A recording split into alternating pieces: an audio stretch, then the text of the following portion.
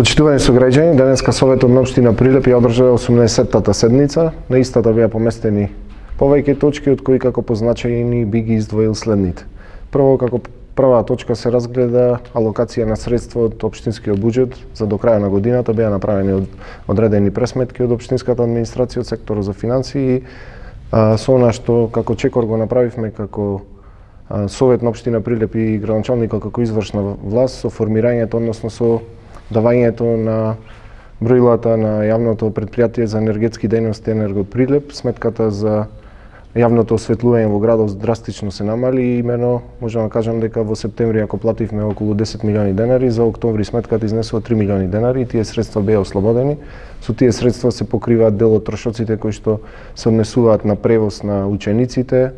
од средните училишта за кои што имаме законска обврска и дел од средствата она што е подпишано согласно со колективниот договор за исплата на 13-та плата на општинската администрација и вработените во противпожарната единица. Понатаму Советот на општина Прилеп донесе и правилник за талентирани, односно наградувани ученици, првпат од постоењето од децентрализацијата во 2004 година се носи ваков еден правилник. До сега средствата биле паушално исплаќани по убедување, сега го восстановивме како што ветивме и пред изборите дека конечно сите работи мора да се стават на хартија, односно да се предвидени одредени висини на суми. Имено за децата кои што учествувале на меѓународни надпревари, за прва награда 9.000 денари, за втора награда 8.000 денари, за трета награда 7.500 денари, а за децата кои што учествувале на домашни, односно на државни надпревари, прва награда 7.000 денари, втора награда 6.000 денари и трета награда 5.000 денари. И согласно овој правилник за тековната година ќе бидат исплатени средства, односно платени на сметките на оние кои што побарале ваков надоместок, односно учениците кои што излегле на меѓународни и на државни надпревари во претходната учебна година и согласно со овој правилник за наредната учебна година ќе се применува со овие средства. И она што како најважно и беше поприлично вознемирена прилепската јавност со одредени пресконференции, а ние тоа што го направивме кога направивме промена на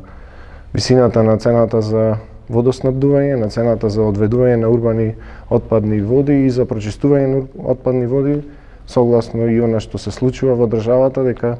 по одлуката на владата се спроведоа одредени чекори и чекаме секој момент од она што не информира од јавното комунално претпријатие Водовод и канализација дека ќе стигне договорот за субвенционирано снабдување со електрична енергија на претпријатијата кои што вршат водоснабдување и одведување на урбани отпадни води. И со тоа од денеска, од 1 декември, граѓаните на општина Прилеп, заклучно со декемвриската, односно почнувајќи од декемвриската сметка, ќе плаќаат иста цена на овие услуги од јавното комунално претпријатие Водовод и канализација пред воведувањето на онаа услуга и таа непопуларна мерка беше во време трајање од само 1 месец и се враќаме на повторно на старата цена која што важи и е определена од регулаторната комисија во таа рамка за 3-годишен пресметковен период. И конечно Советот од она традиционално што како одлуки ги донесува, тие се одлуките за утврдување на исполнети услови за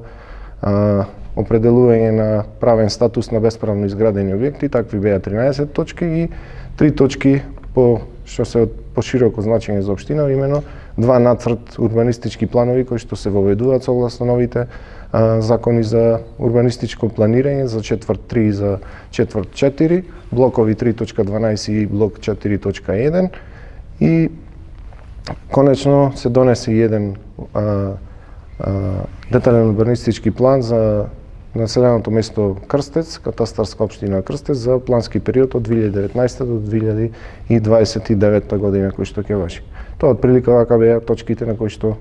заседаваше и работеше Советот на општина Прилеп.